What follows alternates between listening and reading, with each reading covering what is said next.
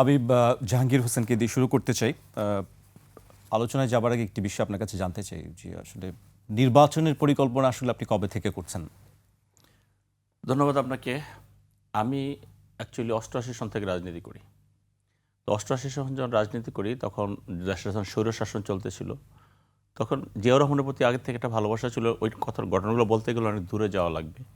তো দেখলাম যে বেগম খালেদা জিয়া যখন নেতৃত্ব দিচ্ছে, তখন আমি কলেজে পড়ি, যেহেতু মনে করলাম যে আমি কলেজে পড়ে আমি যদি একটু দেশের জন্য অবদান রাখতে পারি, তো সেই ক্ষেত্রে আমি রাজনীতিটা শুরু করি। সেই অবদানের করতে গিয়ে আমি ছাত্রদলের রাজনীতি শুরু করি।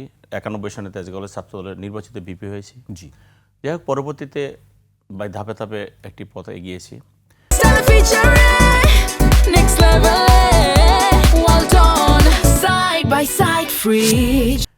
প্রথম থেকেই যখন বিশেষ করে ২০০১-এ আমি যখন ছাত্রদলের প্রেসিডেন্ট হই ঢাকা সিটির, তখন থেকে মনে হলো যে ঢাকাতে রাজনীতি করতেছি দীর্ঘদিন।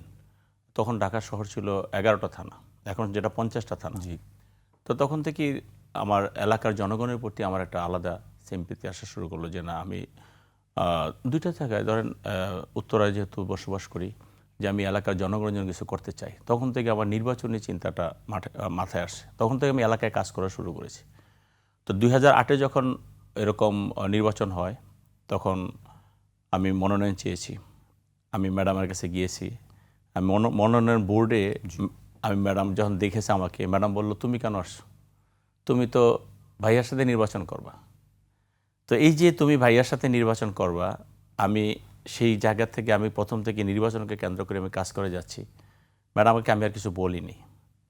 তো আজকে খুবই কষ্টের একটা সময়, কষ্টের একটা দিন, যে আমি ভাইয়ার সাথে নির্বাচন করছি, এটা ঠিক করতেছি, কিন্তু আজকে ম্যাডাম নাই।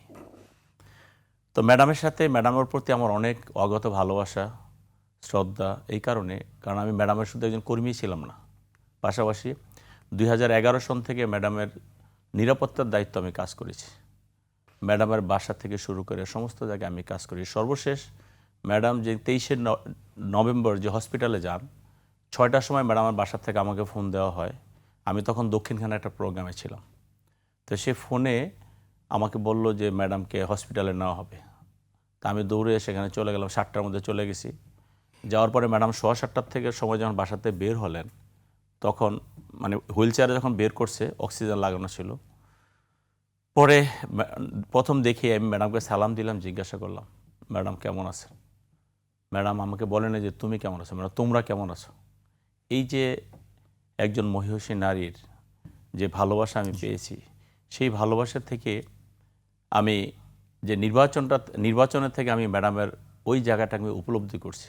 সর্বশেষ ম্যাডামের সাথে আমার কথা হয়েছে।